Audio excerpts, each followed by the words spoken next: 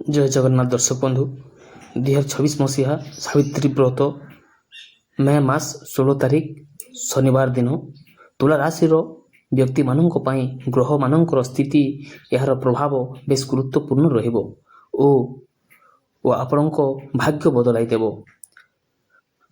ରାଶି ଅଧିପତି ଶୁକ୍ର, ଆପଣଙ୍କ ରାଶିର ମାଲିକ ଶୁକ୍ର ଏହି ସମୟରେ ବୃଷ ରାଶିରେ ଅଷ୍ଟମ ଭାବ ଅବସ୍ଥାନ କରିବେ। ଚନ୍ଦ୍ର ସାବିତ୍ରୀ ବ୍ରତ ଦିନ ଚନ୍ଦ୍ର ମେଷ ରାଶିରେ ରହିବେ, ଯାହା ଆପଣଙ୍କ ରାଶିଠାରୁ ସପ୍ତମ ଭାଗ ଦାମ୍ପତ୍ୟ ଜୀବନ ଉପରେ ପ୍ରଭାବ ପକାଇବ। ବୃହସ୍ପତି ମଧ୍ୟ ବୃଷ ରାଶିରେ ରହି ଆପଣଙ୍କ ଭାଗ୍ୟ ଓ ପାରିବାରିକ ସ୍ଥିତିକୁ ନିୟନ୍ତ୍ରଣ କରିବେ। ଶନି ଦେବ କୁମ୍ଭ ରାଶିରେ ଅର୍ଥାତ୍ ଆପଣଙ୍କ ପଞ୍ଚମ ଭାଗରେ ବିରାଜମାନ କରିବେ। ଏ ସପ୍ତମ ଭାଗରେ ଚନ୍ଦ୍ରଙ୍କ ସ୍ଥିତି ଯୋଗୁଁ ସ୍ୱାମୀ ସ୍ତ୍ରୀଙ୍କ ମଧ୍ୟରେ ଉତ୍ତମ ବୁଝାମଣା ରହିବ ଓ ସାବିତ୍ରୀ ବ୍ରତର ପୂଜାପାଠ ମନକୁ ଶାନ୍ତ କରିଦେବ। ଶୁକ୍ରଙ୍କ ସ୍ଥିତି ଯୋଗୁଁ ଆପଣଙ୍କୁ ଜୀବନସାଥୀଙ୍କ ତରଫରୁ କୌଣସି ସୁନ୍ଦର ଉପହାର ମିଳିବା ସୁଖର ମିଳିପାରେ ଓ ପରିବାରର ବଡ଼ମାନଙ୍କ ଆଶୀର୍ବାଦ ଆପଣଙ୍କ ଉପରେ ରହିବ, ଯାହା ଫଳରେ ମାନ ସମ୍ମାନ ପ୍ରସନ୍ନ ହେବ। ଅଷ୍ଟମରେ ଶୁକ୍ର ଓ ରବି ପ୍ରଭାବ ଯୋଗୁଁ ଅତ୍ୟନ୍ତ ଖରା କିମ୍ବା ପରିଶ୍ରମ କାରଣରୁ ସାମାନ୍ୟ କ୍ଳାନ୍ତି ଅନୁଭବ କରିପାରନ୍ତି। ବ୍ରତ ସମୟରେ ନିଜ ସ୍ୱାସ୍ଥ୍ୟ ପ୍ରତି ସଚେତନ ରୁହନ୍ତୁ।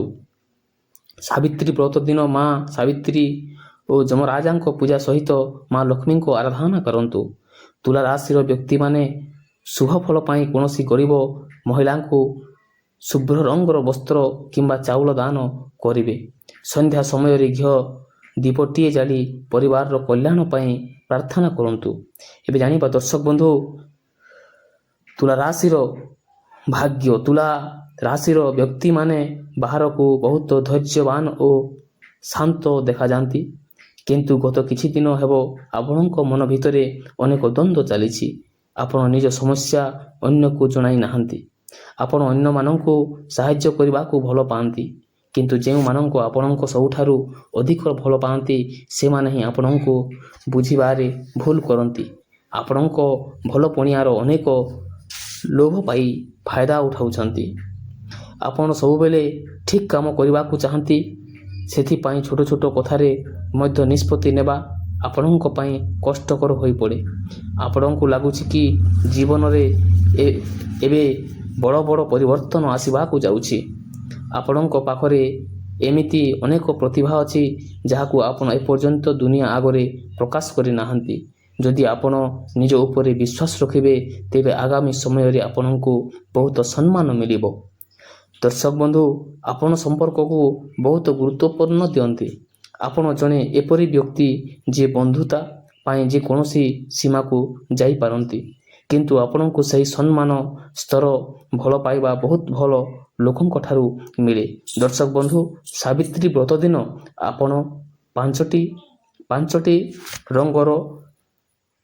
ରଙ୍ଗର ଆପଣ ଧାତୁ ଆଙ୍ଗୁଠି ଲଗାନ୍ତୁ ଓ ଆପଣଙ୍କ ଦିନଟିକୁ ବହୁତ ଶୁଭମୟ କରନ୍ତୁ।